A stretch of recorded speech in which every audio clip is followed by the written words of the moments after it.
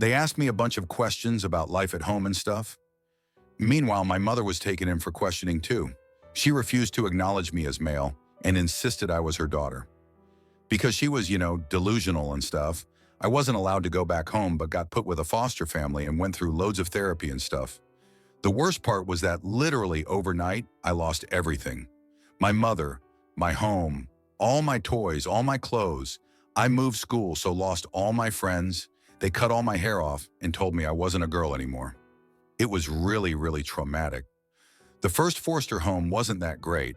They had 3 boys already, and going from a sheltered, religious, only child upbringing to a rough and tumble, testosterone-filled environment was really difficult.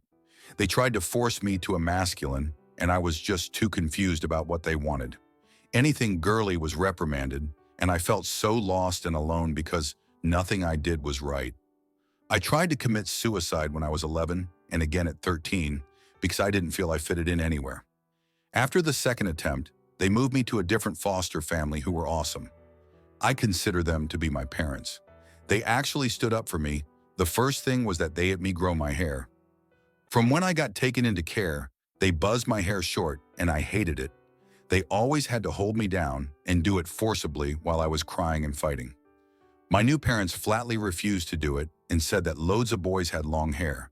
They also let me quit karate and football and take up swimming and jazz dance. Since I'd been in care, no one had ever stood up for my right to choose what activities to do or how to dress before. It was amazing.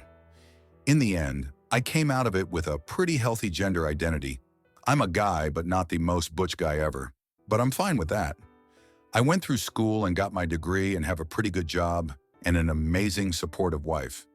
Everything looks great, but I can never speak about my early childhood and how I grew up as a little girl. TLRD. I'm a guy and let people believe I was raised in care because I was abused when in fact I had a great childhood, except that my mother tried to raise me as a girl.